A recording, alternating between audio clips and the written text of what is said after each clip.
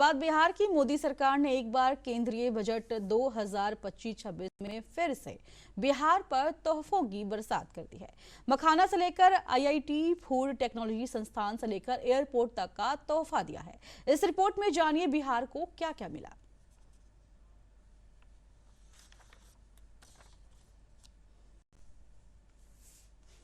केंद्रीय बजट में बिहार का खास ध्यान रखा गया है। फिर चाहे मखाना, दलहन या फिर आईआईटी से लेकर एयरपोर्ट तक का मामला हो, हर क्षेत्र में बिहार को सौगातें मिली हैं। सबसे पहले बात मखाना की करते हैं तो मिथिलांचल की शान मखाना के किसानों के लिए केंद्र सरकार ने सबसे बड़ा तोहफा दिया है। बिहार में मखाना उत्पादन, बिक्री और प्रसंस्करण को बढ़ाने के लिए सूबे में ही मखाना बोर्ड स्थापित किया जाएगा। Makhana board in Bihar. For this, there is a special opportunity for the people of Bihar. A Makhana board will be established in the state to improve production, processing, value addition, and marketing of Makhana. The people engaged in these activities will be organized into FPOs.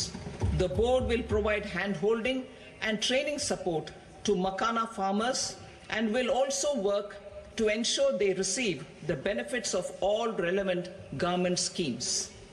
इसके बाद बात IIT की करते हैं तो Patna IIT का विस्तार किया जाएगा। फिलहाल बिहटा में आईआईटी है, अब आईआईटी को और बढ़ाने से ज़्यादा प्रतिभाओं को मौके मिलेंगे।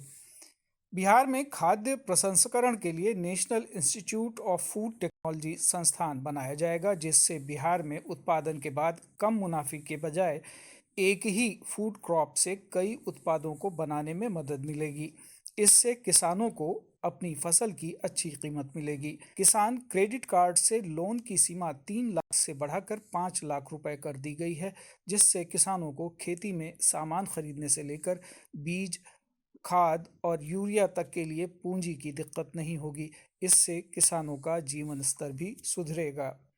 बिहार में ग्रीनफील्ड एयरपोर्ट बनाया जाएगा ताकि भविष्य की ज़रूरतों को पूरा किया जा सके। पटना एयरपोर्ट और बिहटा एयरपोर्ट के अलावा यह एक अलग प्रोजेक्ट होगा।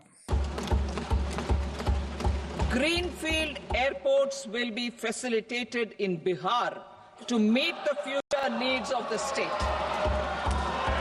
These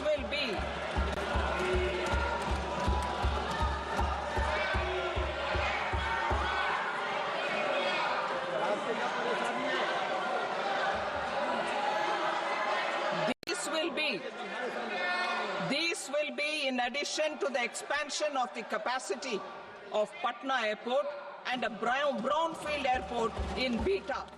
western Kosi canal project Mithilanchal में शुरू किया जाएगा, जिससे आर्थिक लाभ होगा। इस प्रोजेक्ट से सीधे तौर पर किसानों को फायदा होगा। इससे 50,000 हेक्टेयर जमीन में सिंचाई हो सकेगी। ब्यूरो रिपोर्ट, दूरदर्शन समाचार, पटना।